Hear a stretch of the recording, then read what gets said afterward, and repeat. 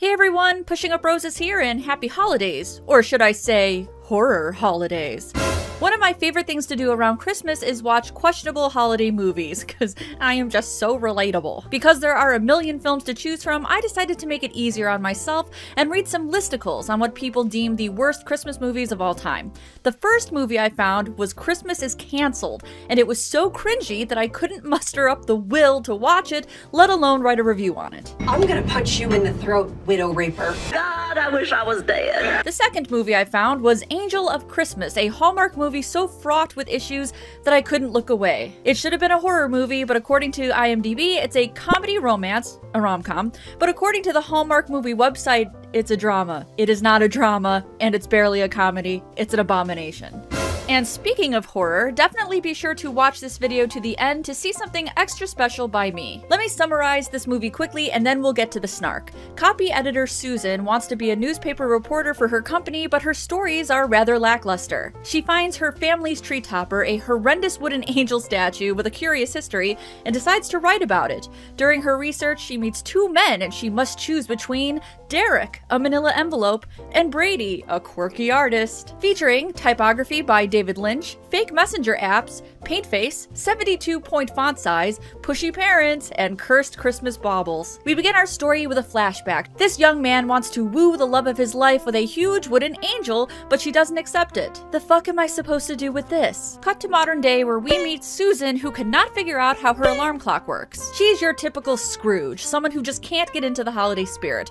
But how is the film going to show us that? Why, by having her not get the Christmas blend coffee, of course. It's just a thing for the holidays. People like it. Well, not me, I'm a Grinch. While waiting for her boring coffee, she meets Brady. Is this guy covered in coke? Answer to the profession. Artist. Oh. Well, my question still stands. He puffs his chest out like a mating bird and orders the holiday blend. Extra large. Uh-oh, war on Christmas. Susan tells her friend Haley that she actually loves Christmas. She's just stressed because her boss called her in for a meeting to discuss the story she pitched. Oh, the one about the dog weddings. Dog weddings. Dog weddings. Dog wedding. Unfortunately, her boss rejects the pitch, then offers these encouraging words. Maybe you were just meant to edit other writers' work. It's a compliment. You're not good at this, it's a compliment. Susan looks so deflated that her boss, Yvette, gives her a second chance. One of her stories fell through, so she asks Susan to write her a magical story about Christmas. Susan expresses her gratitude by violently shaking Yvette's Christmas tree. Stop it! Later that day, Susan goes to her parents' house to help them decorate. You should write about this. Okay, I love this so much because it reminds me of every parent who doesn't quite know what their children do, but they want to help so bad. Like when I tell my family I write videos and they say, oh, you should be on TV. Can you write for like Saturday Night Live? They try so hard. A story about an old piece of wood. Hey, don't talk about your father that way. Her mom says it's filled with magic. Be not afraid. She says she met Susan's father while the angel was in her possession and thus magical. I guess this is supposed to be a tree topper, but what tree is supposed to hold this eyesore? Then the mom's true intentions are revealed as she says the angel might help her find love. Yeah, because this thing will definitely get you dates, sure. Preferably before the holidays. Your worth is based on whether or not you have a husband, so get to work and give me some grandbabies. The only thing Susan knows about the angel is that her great-grandfather made it for a famous actress, but when that didn't work, he gave it to Susan's great-grandmother. Smooth. Because it's the only idea she has, she decides to investigate it further. She's struggling though, and her notes are not helping. I don't really have emotions. Later that night, her TV magically turns on. Uh-oh, ghosts. See, I knew it. There's a soul trapped in this thing. I would love to know what this messaging system is they're using at this paper. It looks amazing. In some kind of Christmas miracle, Yvette likes the angel statue pitch. She says it's perfect right before listing everything that's wrong with it. Of course, you could drive a truck through the holes in the story. You need an ending. Who was this actress your great-grandfather loved? And whatever became of her. So yeah, obviously it has all of these glaring problems, but other than that, it's perfect. She gets to work right away. Okay, calm down there, John Madden. I can't believe this thing is in her bag. It's fucking absurd. Haley asks if she wants to go to a gallery opening, and despite being reluctant, she goes. Angel statue in tow. Well, look who it is. Paint face guy. Brady Howe, assistant gallery manager and artist in residence. Okay, look. I'm a painter too. I'm always covered in paint. But if I were a manager, an artist at a posh art gallery opening, I would look nice for it. Come on, Brady. I don't trust artsy types. Excuse me? Meet Derek, an advertising executive who works at the paper with Susan. He also hates Christmas, and they bond over their shared disdain. I feel your pain.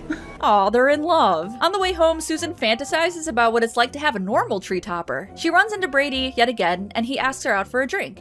She hesitates, but accepts, deciding to take a break from not working on her article even a little bit. She opens up, telling Brady that she's nervous about writing, to which he gives this sage advice. Enjoy the ride. The destination will unfold. Great. Susan asks Brady if he'd ever want to open up his own gallery, but he says he likes his current freedom. I want to create, I want to stay liberated. He shoots his shot again and asks her what she's doing the next night, but she politely declines a second date. He tries to play off his inquiry, casually. Maybe I'm taking a poll. What are you doing tomorrow night? This guy is so cringe. This is so awkward. The next day, she goes to her grandfather's house to get more information about the angel. They begin to go through some old Christmas decorations. Why is everyone so weird? He begins to tell Susan the story of the angel, and right away, you can tell this story's gonna suck. He says his dad hand-carved it in the likeness of a Broadway actress he had fallen for. I remember him telling me about her long golden hair and beautiful lavender eyes. Lavender? No. No. They look maybe greenish blue, but definitely not lavender. I'm Owen Thomas. I'm visiting from Bethlehem, Pennsylvania. Bethlehem? Okay, movie, okay. Reel it in. He asks her out and she says yes. Susan says she would have filed a restraining order. Never turn your back on love, Susie Q. Especially to strangers. Sadly, he does not remember the actress's name, but he does reinforce the idea that the angel is a magical matchmaker. He had met his wife in a hardware store after he dropped it and had to do some repairs on it. Nice fake paper. Which Microsoft publisher template is this? Derek comes by to ask Susan out as the statue looms over him in the background. She declines, thinking the angel is swaying her away from him. Oh, writing in a huge font to make your paper look longer, Susan? Yeah, I know that trick. I used it when I was 12. Meanwhile, Brady tries to get her to go out with him again. This woman is just being pulled every which way by everyone. Derek keeps asking her out. Brady keeps asking her out like every 2 seconds. Her mom wants her to find love and her friend wants her to get laid. Meanwhile, the statue falls off a table after she receives a text from Brady, so that means love. Glad you came. Why did you? Because if I didn't, you wouldn't stop harassing me! He takes her ice skating, and I feel like I have to point this out. It is snowing constantly. In every scene, it's just coming down aggressively, and yet it doesn't pile up. You'd think they were experiencing a snowstorm. It never ends, but the streets always look empty. The next morning, Susan spills some coffee on Derek while trying to get the angel out of her bag. She takes this as a sign that she should not go out with him, and I can't believe she needs affirmation from a wooden figurine when she could just use her own eyes and see what a dickneck he is. Susan, you can't dry clean a tie. They're never the same. What happened to you? Well, you could say I was touched by an angel. Gross. While Susan is admiring the other tree topper once again, it starts to fall toward her, and I legitimately thought it was going to crash through the window. No reason for it other than maybe it's also magic? She relents to the power of these tree ornaments and texts Brady for a date. She meets him at his studio, and wow, look at this genius. Bacteria on blue background. My best work. They make some Christmas decorations together while sharing past traumas. He left me for our yoga instructor. My last girlfriend, Anna, she said that she would rather be alone than be with me. I'm guessing she didn't dump you on Christmas Day. Trauma fight. Aw, flowers. From your wooden angel. I love so hard. The flowers are actually from Derek, but Susan is preoccupied with Brady. They're making such a big deal about her being in some kind of love triangle, but the answer seems super clear to me. She could choose Brady, the one she's gone on several dates with, or Derek, the one she's gone on 0 dates with.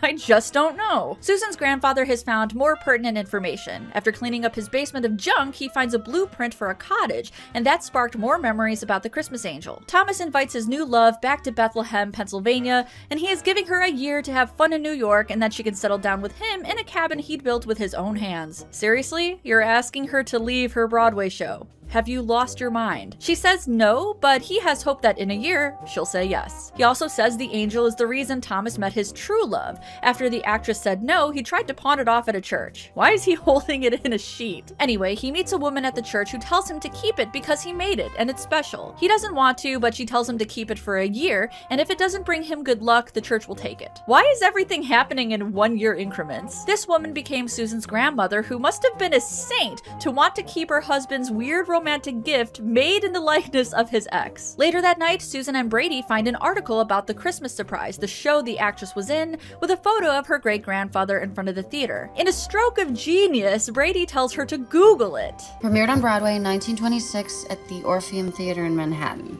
That's all it says.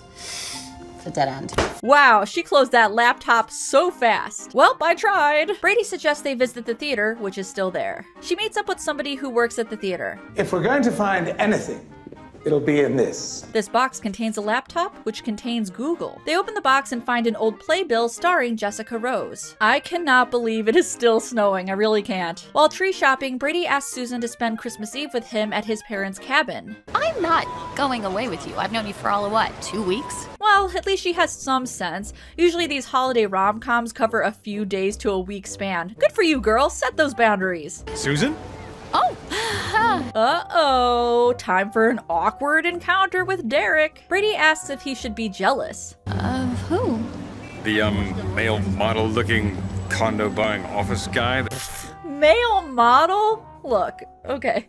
Derek is fine. He's fine. But male model? My god, this snow is so distracting! Later that night, Susie and Brady share a lovely moment where they figure out they both have a tradition of putting their Christmas trees outside. Yes, I also put my tree outside. Kiss me, art boy. I love that this angel statue is so cumbersome and big and bulky that it's been pushed onto this other lady's desk. I'm sure she appreciates that. Susan continues to write her piece and speculates on what happened the night at the theater. Derek proves himself to be a nosy, pushy butthead and breaks her concentration to accuse her of dating someone when she told him dating was out of the question due to her deadline. Wow, how can she pass up on this charmer? Susan, you can't dry clean a tie. He asks her out again, and she politely declines again, and he gets all frustrated. But I gotta tell you, that angel.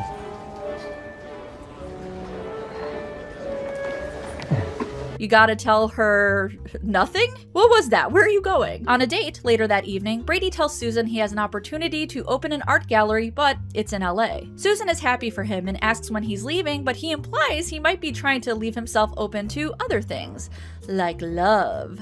I was kind of hoping that you were going to try and talk me out of this. Give me any inkling that you like me. Despite the conflict, Susan invites Brady to go tree shopping with her parents, who are not very helpful with relationship advice. If you and Brady are supposed to be together, it may already be out of your hands. Look, have a baby, wait a year, and see how it goes. Brady abruptly makes the decision not to go to LA, and Susan is strangely salty about it. She says they should have talked about this choice together, but then says, You don't know me well enough or long enough to make such a major life choice like this. So he doesn't know you well enough, but you wanted to make the decision together? Make it make sense. Susan asks if they can slow down and take a break.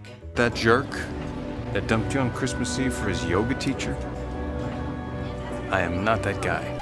Wait. I'm guessing she didn't dump you on Christmas Day. That dumped you on Christmas Eve for his yoga teacher? Christmas Day. Come on, script, get your dates right. That night at the holiday Christmas party, Susan laments her break with Brady and her lack of ending for the holiday article. She decides to dance with Derek and almost kisses him, but the lights go out. Yeah, it's the angel. It's always the angel. She takes this as a sign that she needs to leave. I cannot express how absolutely useless this weird love triangle subplot is. She never goes out with this wet blanket, and he really never gets in the way of her budding romance with Brady. Her career is more of an obstacle than this guy. You can't dry clean a tie. Susan tries to write the ending to her story, though it does seem ambiguous. Let me help you out here, Susan.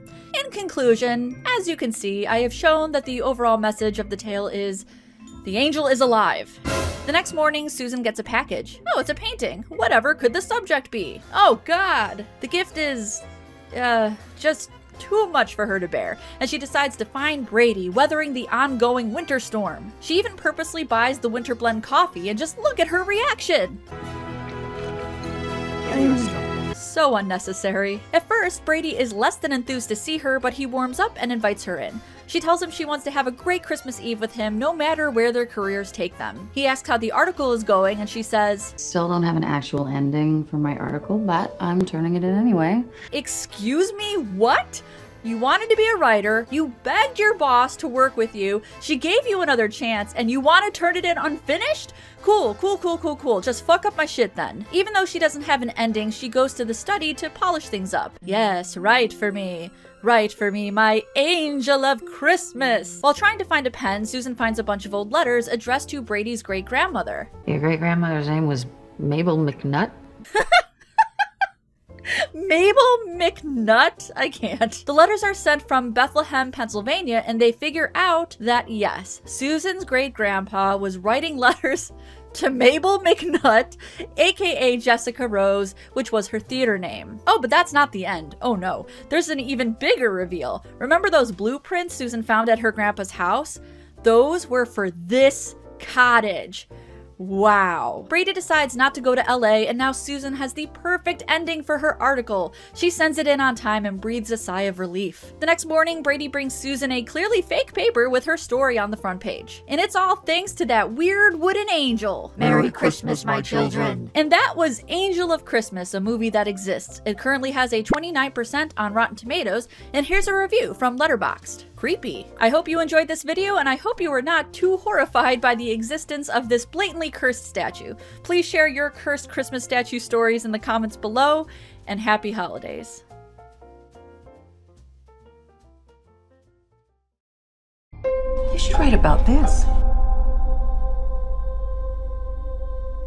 Why would you want to give away something so beautiful?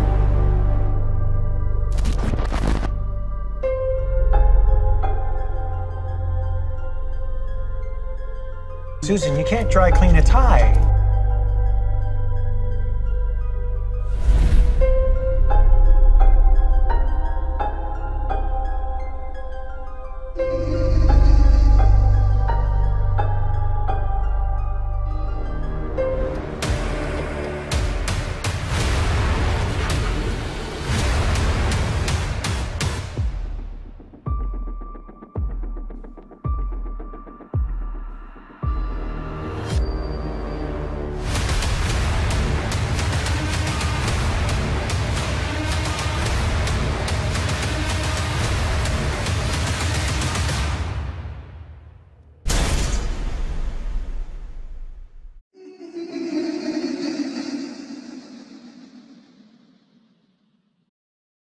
Hey everyone, thanks again for watching my video on Angel of Christmas. What a wild ride. If you want more content from me, I have a lot on offer, but first I want to wish a happy holidays to all of my patrons. Thank you for your continued support. Because of you, I bought my cat a Christmas gift.